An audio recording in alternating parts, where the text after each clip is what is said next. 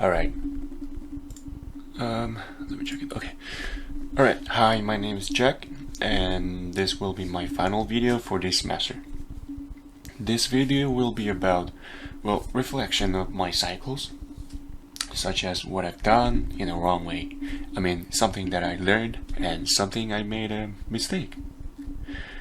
So I was trying to make a cycle video very efficiently, but putting all information in short video was kind of difficult.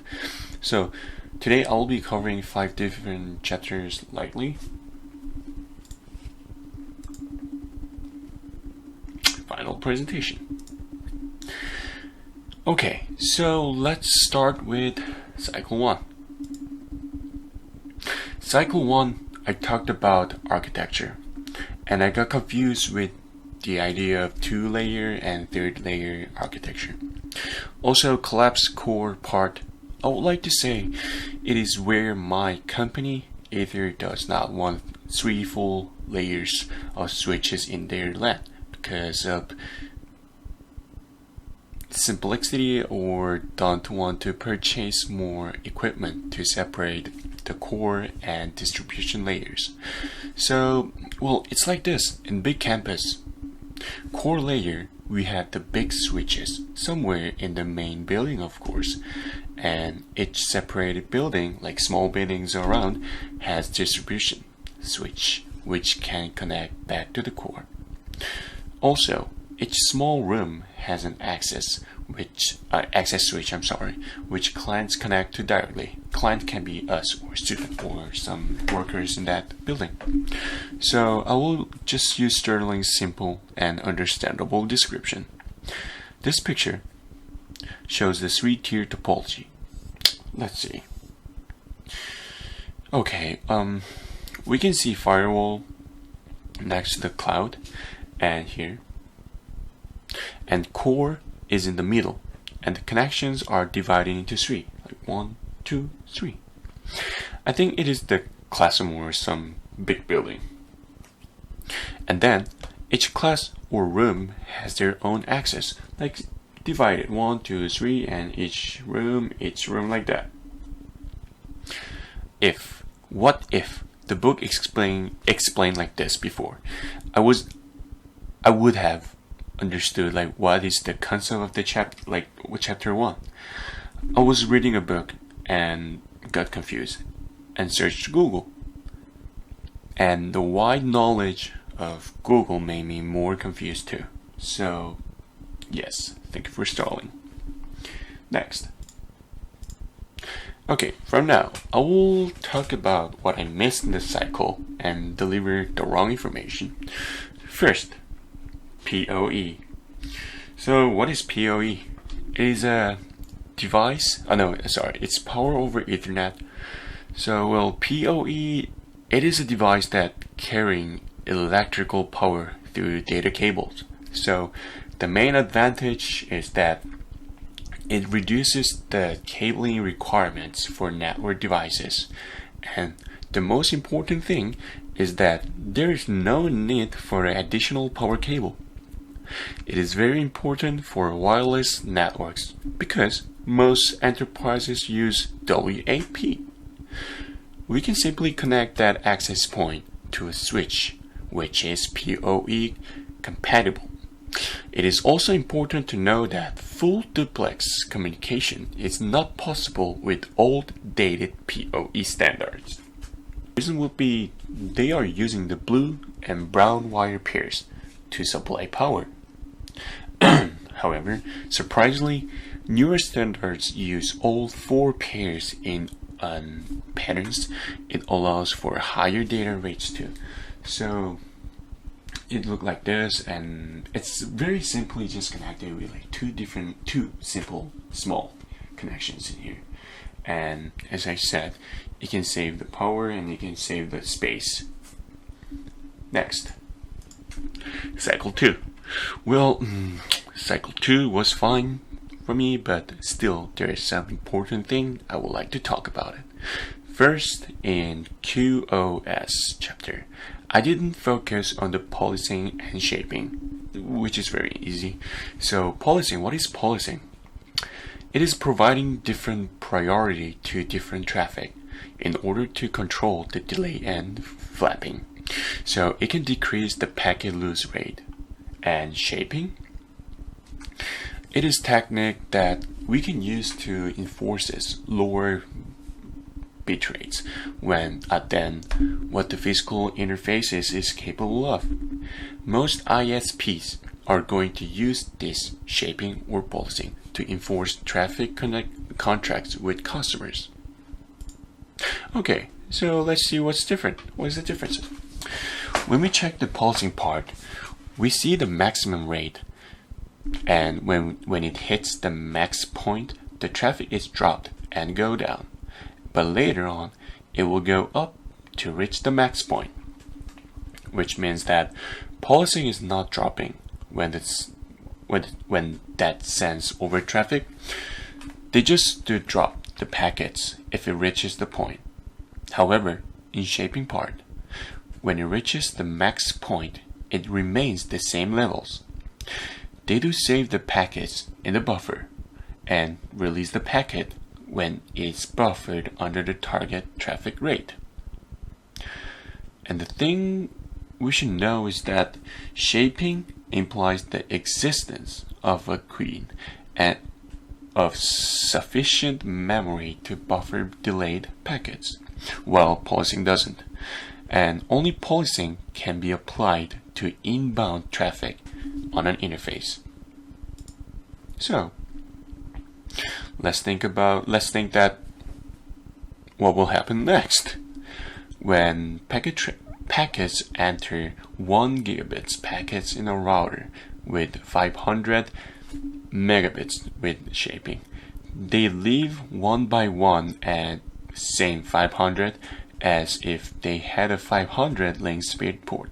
For routers with 500 of pulsing, the overall average throughput is 500, and at the same point packets are sent to 1 gigabits and then they rest for a while. Okay, so right now the question, what is better?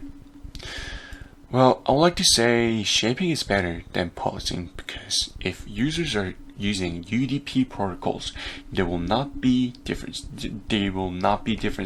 between pulsing and shaping. But using TCP, we all know that TCP has flow control, and if it is not dropping the packets correctly, I would say shaping is better in controlling the wide range. Yes. Cycle 3. Well, this one, it was my favorite part. Security threats on networks. Well, maybe I was too excited to explaining about it, and maybe I spent most of the time in there. But, however, I did not talk about how we mitigate those threats. So, let's start.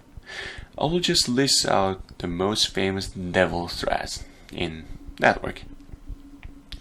We have identity theft and phishing attacks and spear phishing and malicious spam. So let's talk about how to mitigate those threats. Identity theft is when someone uses my personal data. Yes, easy. Name or our social security number. They can use our information to get in out bank account too. This is still a growing problem, by the way. So I do recommend, if you want to prevent identity theft, we should safeguard the social security number, such as Google Second Locker or whatever it is, and using strong password without overlapping with other websites, and get notifications through the app. Next, phishing attacks. Okay, I have something to talk about it. Due to COVID-19, majority of people, their life has been changed a lot. Someone got fired or having trouble with your living. And at this moment, attackers are sending a lot of phishing messages, such as get a vaccine or go bet on your luck, click the link. However, I also got this message, but normally I do ignore those messages and delete. However, one of my friend, he accidentally clicked the link. He said he didn't click it, or I don't know, something clicked it. Yes. So I don't know why, but it just happened. After he clicked the link, his phone was locked for a minute, and after that, everything was deleted. His picture, video, or application, or phone book. Also, his credit card has been used in China, about 40,000 bucks for a rice. Just for a rice. Well, I'm not racist, but it literally just said 500 grams of rice was 40,000. I'm not eating like that, but okay, but it's not a problem. Okay, so the thing is, if everyone could read Korean, I would show this picture, but well, let's leave it in there. Just be careful and just don't click any links. Even though the link looks very familiar, after slash or after some, period, there must be like some differences. Yeah, there must be differences because people don't read after 5 or 6 letters as I do. Okay, so next, spear phishing. Spear phishing attacks are delivered via standard approach. Email. They appear as ordinary emails. The body of the email may contain a link or an attachment, but spear phishing is targeted. The attackers did their research, very wise, and usually through social engineering, they might already know your name or your hometown, your bank, or your place of employment, or information, easily accessed via social media, profiles, and postings. To prevent this, we should encrypt sensitive information. Sensitive company information or personal information should always be encrypted so that it is not easily accessed by malicious sources. Avoid HTML email, because emails containing HTML links expose your company or your system to the risk of malicious messages. A way to reduce this risk is to convert HTML email into text, such as only messages. Also, for the malicious spam. Malicious email can look just like it comes from a financial institution, an e-commerce site, a government agency, or any other service or businesses. It is the same thing as spear phishing. We just need to be careful and double check where it is from and why get this mail. Preventing those phishing attacks are very simple. If I got an email which I don't normally get or suspicious, I should doubt it first and check the URL carefully. As I said again, double check can save our lives and information too. Next. Okay, so now it's time to talk about Cisco password series. Cisco routers has passwords and it has different commands and functions. Okay, so we have type 0, 4, 5, 6, 5, 7, 8, 9. Type 0, it's not being encrypted. What I mean is, when we run the files, there's no encrypted password. It's just opened. Type 4, this means the password, it will be encrypted when router store, run, or start files using SHA-256. Type 5, this means the password will be encrypted when router store in it just runs start files using MD5. Type 7, this means the password will be encrypted, yes, when router store and run or start whatever it is files using visionary cipher. Type 8, this means the password will be encrypted when the router run or start files using SHA-256. And type 9, this means the password will be encrypted when the router store in files like run or start files using script as hashing algorithm starting from iOS 15.3. So when I was searching for a type 9, they said It's kind of newest one, so it was kind of interesting. So I will shortly talk about NGFW, next generation file, and differences between traditional and next generation firewalls. Okay, so differences between the traditional firewall and next generation firewalls. The most obvious differences between the two is an NGFW's ability to filter packets based on applications. These firewalls have extensive control and visibility of applications that it is able to identify using analysis and signature matching. Next generation firewalls create unique benefits for the companies using them. NGFWs are able to block malware from entering a network, something that traditional firewalls would never be able to achieve. Also, this is low cost option for everyone. Alright, cycle 4. The only thing I missed and learned is that wireless network segments are called service sets. A basic service set is all of the network devices connected to the single access point.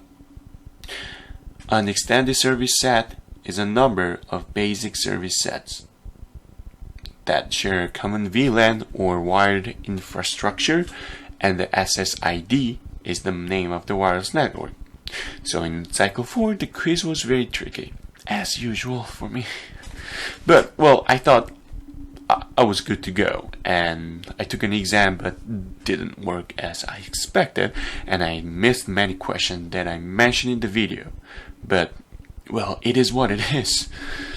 Maybe I didn't study well. Yes. I would like to talk about a little bit more about WAP for WLC. A wireless access point, WAP, is a networking device that allows wireless capable devices to connect to a wired network. And WLC Wireless LAN Controller is the network component that manages wireless network access points and allows wireless devices to connect to the network. Alright, cycle 5. So, what is data plan? The data plan is the part of the software that processes the data request. Data plan is the decisions made regarding each packet, frame, or segment. The control plane is the part of the network that controls how data packets are forwarded, and it is how the device comes to that decision. As it is statically set or dynamically learned from the protocol management plane is method of configuring the control plane might be by the technician using SSH, or it might be a controller using a Southport interface. Okay, next, SDN, Software Defined Networking. It is the network management that enables dynamic, programmatically efficient network configuration in order to improve network performances and monitoring. ACI is an application-centric infrastructure, as I mentioned in my cycle video. It delivers software flexibility with the scalability of hardware performances. And the Open Daylight Controller, it exposes open northbound APIs, which are used by applications. These applications use the controller to collect information about the network. LSIP, the Location Identification and Separate Protocol, is a Cisco protocol that allows for the creation and assignment of endpoints IDs. So, it is routing architecture that provides new semantics for IP addressing. And lastly, configuration management software. The meaning of configuration management software is that the task of tracking and controlling changes in the software, but it is also important to remember the template is all the information that should match on all of your devices too. Alright, from now, I will do self-feedback and how I felt in each cycles. First cycle, the chapters were very fine. However, I couldn't understand perfectly about layers and the basic information about POE too. I usually stick to the book to find the information, but cycle 1 was very tricky, so I searched Google to get more information. However, it turned out that it did not help too much, and also I missed the cycle 1 exam. Well, it is what it is. Cycle 2. Well, it was very fine for me because it was very understandable, and my lab with HSRP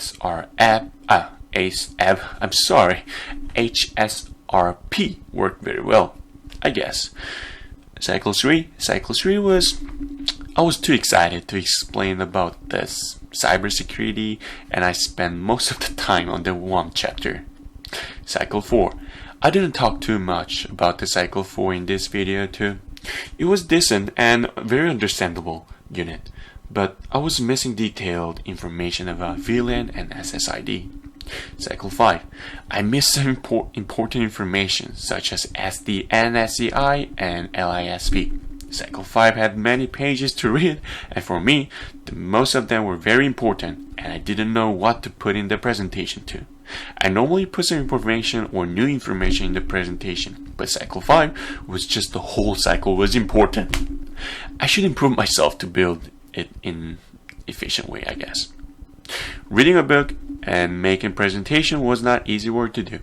However, when I'm creating and reading a book more than twice to make a presentation, I do study again. For me, distance learning is not that easy work to do, but this is another way to study. And I'm doing it well, maybe. So first reading was understanding the concept of the book, and after that, I started to create presentation and checking the information is it right or correct. However, it is true that I used to focus on my favorite and interesting information. When I faced the hard topic, I started to research and figure out how to speak in my own word and trying to blend it in an easy way. I think all these efforts are giving me the possibilities to be successful, maybe.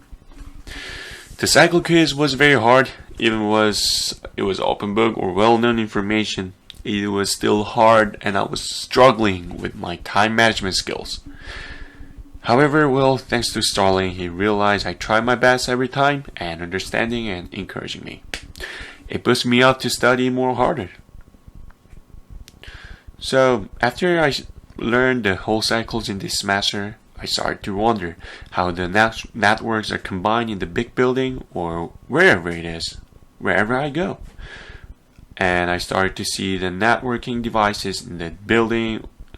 I would say this book has many information that we have to learn from now too. Even if it's tricky and had to understand more, I should make my brain to understand it more better. I should consume more information, yes. Oh, by the way, also, where's my mouse? I would like to share this one. Alright. Just never mind the Korean word. So, in Korean it says, it's kids call. Please hang this on the bag. Do you have any idea what it is? I think Korean parents are too much or they're just overacting. This is NFC chip for elementary school kids. And wherever they pass the school gate, main or south or north, the gate. And that gate senses this chip and sends a message. So I was asking, so do you guys attach this one or do you guys stick or push or put it on some sensor? And they say no, they just need to pass the gate. And I was like, what? And after that, they send a message to their parents, such as, Jack has arrived to the school through the main gate, or whichever the gate is, or something like this. And when they go back home, when it's the time to go back home, they also send a message back too. Jack has left the school like this. Isn't it impressive? So, I've been to the school and I found some devices on the wall. And I don't know, maybe this is the new Korean style to treat kids, but I don't see this is the right one, by the way. Whatever. The point is that technologies are developing right now, and people are using the technology in many ways. So I pretty much felt that I should study more harder and learn more about this field. So that I can understand more and I can, use this information in like different fields. So this is my last slide. And thank you everyone. I hope you guys enjoyed my video and hope we have a good scoring final. Thank you.